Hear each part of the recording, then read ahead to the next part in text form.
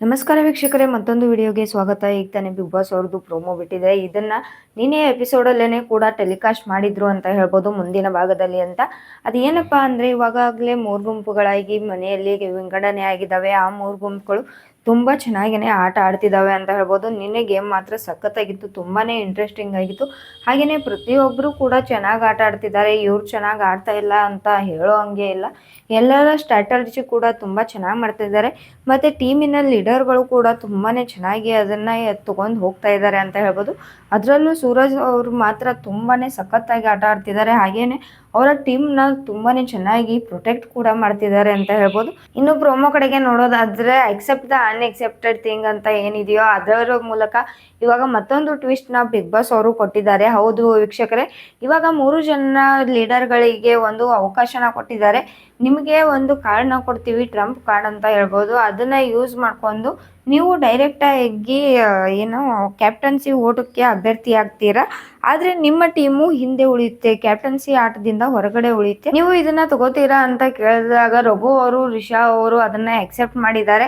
ಅದು ಕೂಡ ತಪ್ಪು ಅಂತ ಹೇಳಕ್ಕಾಗಲ್ಲ. ಬಿಗ್ ಬಾಸ್ ಮನೆ ಅಂದಮೇಲೆ ಇದೆಲ್ಲ ಕಾಮನ್. ತುಂಬಾನೇ ಒಳ್ಳೆಯವ್ರು ಕೂಡ ಆಗೋಕ್ಕಾಗಲ್ಲ. ಯಾಕಪ್ಪ ಅಂದ್ರೆ ಇಲ್ಲಿ ಬಂದಿರೋದೇನೆ ನಾವು ಗೆಲ್ಲೋಕೆ. ಸುದೀಪ್ ಅವರು ಯಾವಾಗ್ಲೂ ಹೇಳ್ತಾನೆ ಇರ್ತಾರೆ, ಬೇರೆಯವ್ರನ್ನ ಗೆಲ್ಸಕ್ ನೀವು ಬಂದಿಲ್ಲ, ನೀವು ಗೆಲ್ಲಕ್ ಬಂದಿದ್ದೀರಾ, ಫಸ್ಟ್ ನಿಮ್ಮ ಆಟನ ನೀವು ನೋಡ್ಕೊಳ್ಳಿ ಅಂತ ಹೇಳ್ತಾನೆ ಇರ್ತಾರೆ.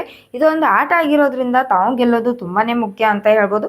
ಬಟ್ ರಿಷಿ ಅವರು ಮತ್ತೆ ಹಾಗೇನೆ ರಘು ಅವರು ಅವರ ಟೀಮ್ ಬಗ್ಗೆನೂ ಸ್ವಲ್ಪ ಯೋಚನೆ ಮಾಡಬೇಕಿತ್ತು ಕ್ಯಾಪ್ಟನ್ ಇದ್ದಾಗ. ಆದ್ರೂ ಪರವಾಗಿಲ್ಲ, ಅವ್ರು ಮಾಡಿದ್ದೇನು ತಪ್ಪನ್ನಕ್ಕಾಗಲ್ಲ, ಯಾಕಂದ್ರೆ ಇದು ಆಟ.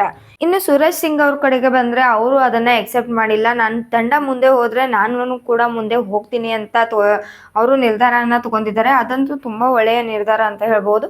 ಯಾಕಂದ್ರೆ ಅವರು ಸ್ವಾರ್ಥಿ ಆಗದಿರೋ ಟೀಮ್ ಕಡೆಗೆ ನೋಡಿದ್ದಾರೆ. ಒಳ್ಳೆ ಲೀಡರ್ ಅಂತ ಹೇಳ್ಬೋದು. ಇನ್ನೊಂದು ಏನಪ್ಪಾ ಅಂದ್ರೆ, ಇದೇ ಅವಕಾಶ ಕೊನೆಯ ಅವಕಾಶ ಅಂತಾನು ಏನಿರಲ್ಲ. ಯಾಕಪ್ಪ ಅಂದ್ರೆ ಅವರ ತಂಡ ಏನಾದರೂ ಗೆದ್ರೆ, ಅವ್ರ ತಂಡ ಮುಂದೆ ಹೋದ್ರೆ ಆಟೋಮೆಟಿಕ್ ಆಗಿ ಅವರು ಕೂಡ ಮುಂದೆ ಹೋಗ್ತಾರೆ. ಸೊ ಹಾಗಾಗಿ ನನ್ನ ತಂಡನ ಗೆಲ್ಲಿಸ್ಕೊಂಡು ಹೇಗೆ ಮುಂದೆ ಹೋಗ್ಬೇಕು ಅನ್ನೋದು ನನಗೆ ಗೊತ್ತು ಅನ್ನೋ ರೀತಿಯಾದ ಕಾನ್ಫಿಡೆನ್ಸ್ ಅವರಲ್ಲಿ ಕಾಣಿಸ್ತು ಅಂತ ಹೇಳ್ಬೋದು. ನಿನ್ನೆ ಆಟದಲ್ಲೂ ಕೂಡ ಅಷ್ಟೇ, ಅವರ ತಂಡನ ತುಂಬಾ ಚೆನ್ನಾಗಿ ಪ್ರೊಟೆಕ್ಟ್ ಮಾಡ್ತಾ ಇದ್ರು, ತುಂಬಾ ಚೆನ್ನಾಗಿ ಗೈಡ್ ಮಾಡ್ತಾ ಇದ್ರು, ಎಲ್ಲಿ ತೆಗೆದಿಡ್ಬೇಕು, ಏನ್ ಮಾಡ್ಬೇಕು ಅಂತ ರಕ್ಷಿತಾ ಅವ್ರಿಗೂ ಕೂಡ ತುಂಬಾನೇ ಚೆನ್ನಾಗಿ ಹೇಳ್ಕೊಡ್ತಾ ಇದ್ರು. ಟೀಮಿನ ಪ್ರತಿಯೊಬ್ಬರನ್ನು ಕೂಡ ತುಂಬಾ ಚೆನ್ನಾಗಿ ನೋಡ್ಕೋತಾ ಇದ್ದಾರೆ ಅಂತ ಹೇಳ್ಬೋದು. ಇವರು ಆಟದಲ್ಲಿ ಗೆದ್ದು ಮುಂದೆ ಹೋಗುವಂತ ಚಾನ್ಸಸ್ ಕೂಡ ತುಂಬಾನೇ ಇದೆ ಅಂತ ಹೇಳ್ಬೋದು. ಇನ್ನು ಮತ್ತೊಂದ್ ಕಡೆ ನೋಡೋದಾದ್ರೆ, ರಘು ಅವರು ಹಾಗೇನೆ ರಿಷಾ ಅವರು ಸ್ವಾರ್ಥಿಗಳಾಗಿದ್ದಕ್ಕೆ ಅವರ ಮೇಲೆ ತಮ್ಮ ತಂಡಗಳು ತುಂಬಾನೇ ಬೇಜಾರು ಮಾಡ್ಕೊಂಡು ಅವ್ರ ಮೇಲೆ ಮುಗಿ ಬಿದ್ದಿದ್ದಾರೆ ಅಂತಾನೆ ಹೇಳ್ಬೋದು. ಇನ್ನು ಅದರಲ್ಲಿ ಧನುಷ್ ಅವ್ರು ಕೂಡ ತುಂಬಾನೇ ಕೋಪಗೊಂಡು, ನೀವು ಮುಂದೆ ಹೋದ್ರಿ ನಮಗೇನ್ ಸಿಕ್ತು ಅಂತ ರಘು ಅವ್ರಿಗೆ ಕೇಳ್ತಾ ಇದ್ದಾರೆ. ಸೊ ಅವ್ರ ಹತ್ರ ಅಂತೂ ಆನ್ಸರೇ ಇರಲ್ಲ ಅಂತ ಹೇಳ್ಬೋದು ಮಾತಾಡಕ್ಕೆ. ಬಟ್ ಅವ್ರಿಗೂ ತುಂಬಾ ಜಗಳಗಳು ಶುರು ಆಗ್ತಾ ಇದಾವೆ. ಇನ್ನು ಅದ್ರ ಜೊತೆಗೆ ಅಶ್ವಿನಿ ಗೌಡ ಅವರು ಕೂಡ ಕ್ವಶನ್ ಮಾಡ್ತಿದ್ದಾರೆ. ನಿನ್ನೆ ಎಪಿಸೋಡ್ ಅಲ್ಲಂತೂ ಅವರು ಕಾಣಿಸ್ಲೇ ಇಲ್ಲ ಅಂತ ಹೇಳ್ಬೋದು ಜಾಸ್ತಿಯಾಗಿ.